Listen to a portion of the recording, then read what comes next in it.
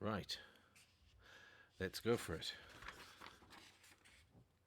Politics. This particular bit about politics is going to deal with a very specific kind of democracy and whether you live in one. The type of democracy we're dealing with is a representative democracy. The difference between a direct democracy and a representative democracy is a direct democracy. The actual laws that people want to enact get given to the people, and the people vote on them directly. Representative democracy says you vote for somebody, you send them somewhere to represent your interests, and they appeal to you via certain specific policy points to vote for them.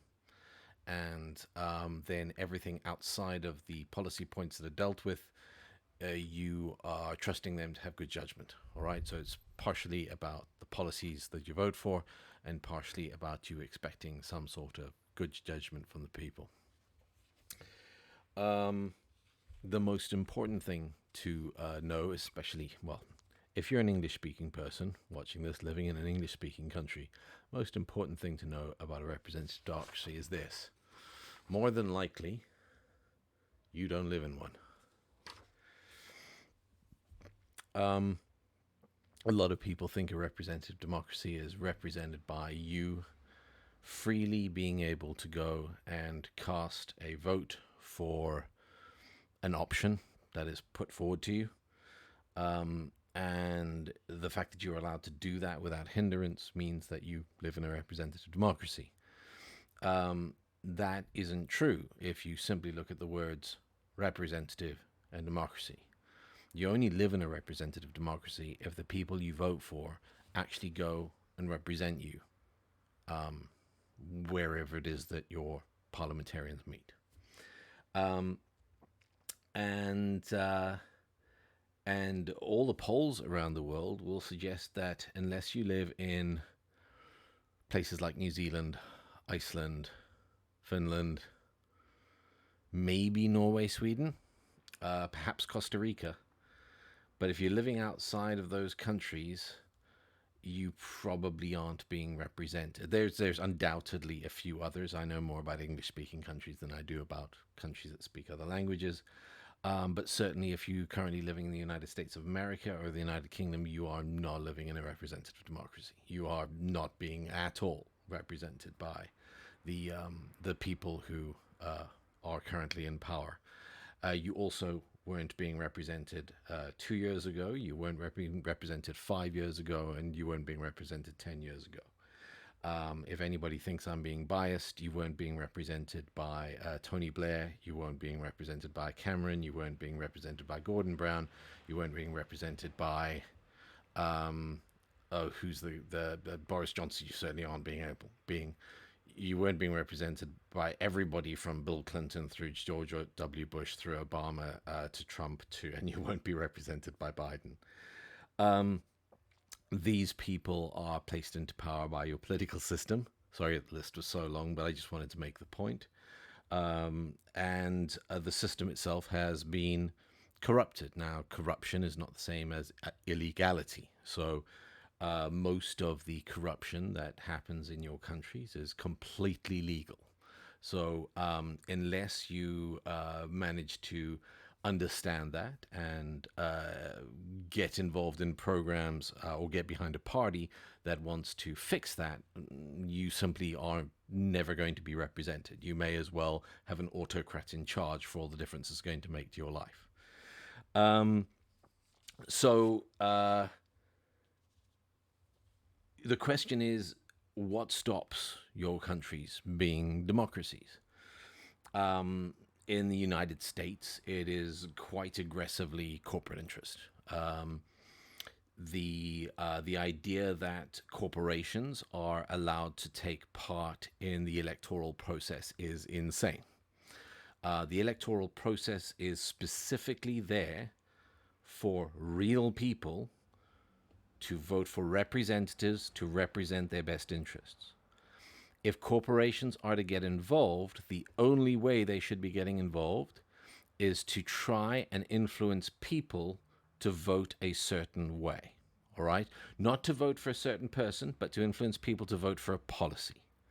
Um, Now, that means that if a corporation, say an oil company, decides to directly lobby the population to tell them that, oh, I don't know, climate change isn't real, um, then people would be able to take them to court, theoretically, for those assertions. When you have very powerful people shoving money into a super PAC that puts out adverts that do that, there can't be any liability. So the idea that corporations are able to directly lobby government and powerful people are allowed to directly lobby government for things that they want means that the chance of you having a democracy are extremely low. The best example, the best research, sorry, currently available in any country to demonstrate just how corrupt the system is and just how little influence you have as a citizen on what goes on in your country is in the United States. Because for all its faults, people there are still very much into their activism, whether they're on the left or the right. People have opinions. They have strong ones. They're don't necessarily always well informed, but they have strong opinions. And that, if you do eventually want to get back to having a democracy, having people with strong opinions is one of the most important things you want. But you also want people who seek out knowledge. And unfortunately, the anti-intellectualism in the United States is the one thing that's holding people back. That somehow having more knowledge and understanding and having facts is a bad thing in certain quarters, usually on the fringes of the left or the right. Both those, the very edges, are pretty frayed and crazy. So the important thing is Princeton University did a study, and what their study showed is that within the margin of error, so within a couple of percentage points, there was exactly zero effect that the desires of the American public had on what legislation was pursued and passed by Congress. Okay, absolutely no effect whatsoever, zero. Um, and that is a demonstration that you do not live in a democracy. You can vote for a person, you can send them somewhere, but when they get there, either they don't want to represent you, or barriers are put in their way so that even if they try and represent you, they are unable to. Or if they try and represent you, then suddenly they find themselves unable to win their next election. The fastest way to undermine this is look at why these people would represent a corporation instead of directly representing you as a citizen. And the reason is that these are the people who give them money for re-election. The United States currently has a system whereby you can agree not to take private funds, and you can be funded by the taxpayer system for an election. Tomorrow, if there was enough citizen engagement, if 60% of the country wanted it and took to the streets and threatened never to vote for the Democrats or the Republicans ever again if they didn't do something about it, then tomorrow you could get a law passed in the United States of America that said that there would be no more external money in government elections. Because ultimately, even if they have all the money in the world, if the country was motivated enough to not vote for the two main parties, then they would panic and they would pass the law. Because ultimately, they know they still have a chance of getting elected then. But if they don't follow what the public wants, they have no chance whatsoever.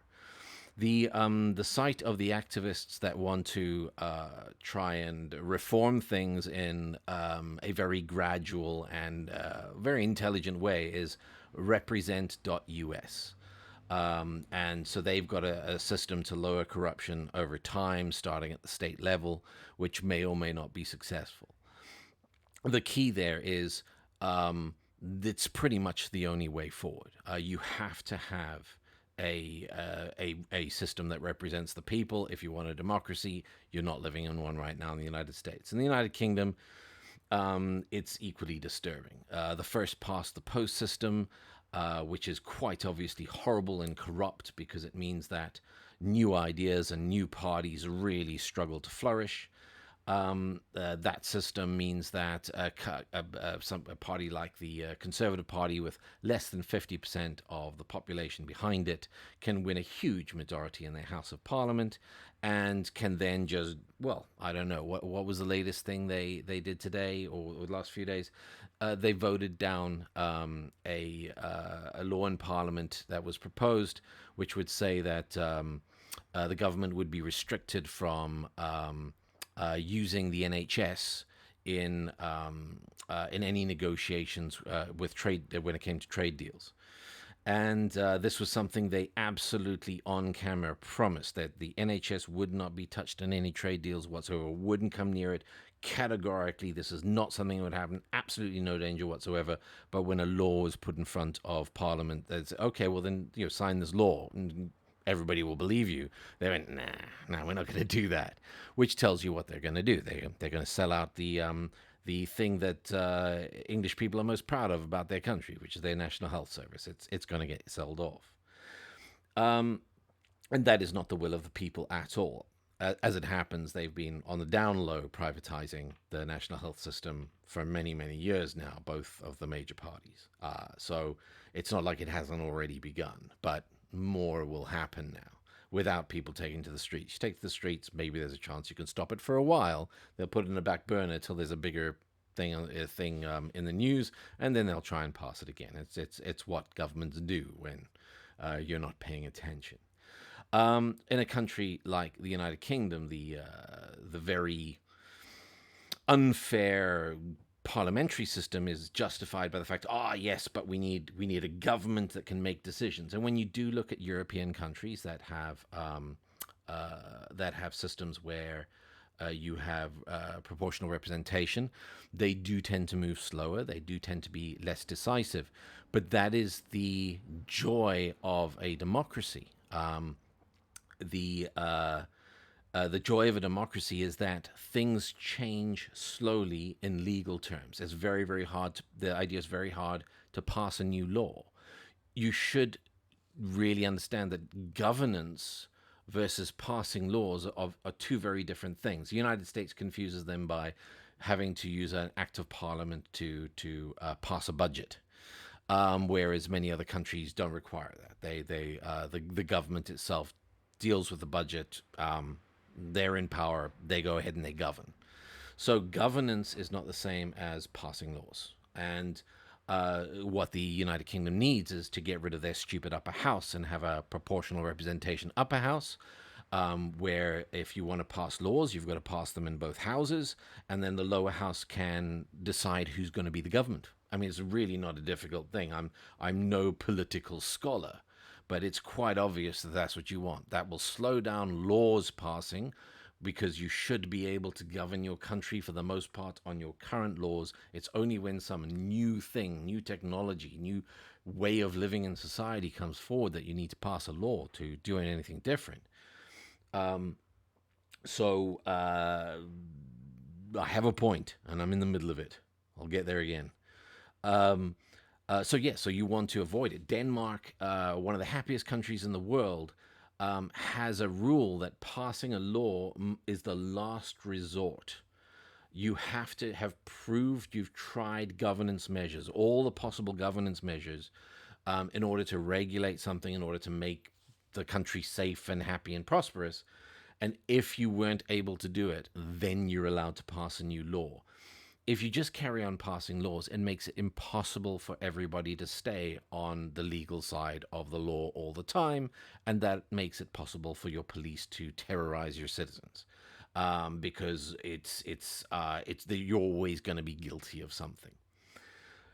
So, as far as corruption is concerned, unless you live in English, if you're English speaking, unless you live in New Zealand and maybe Canada, And if you're not living in a democracy, you're living in something that looks like a democracy enough to make you happy, and where there's, if you take to the streets, maybe some accountability.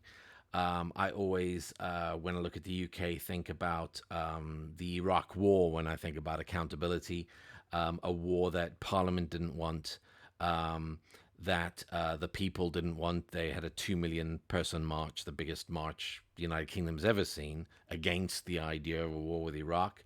Um, but uh, uh, but the cabinet, the government, they decided they did want to get involved in a war because it would make America happy. And so they ended up getting involved in the Iraq War.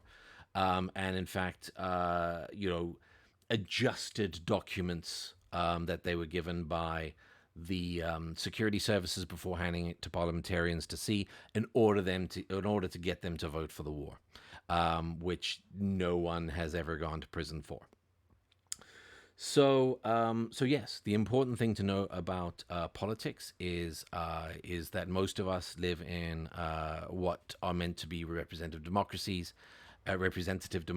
and in fact, most of us don't live in representative democracies. They're just something that's meant to look like one.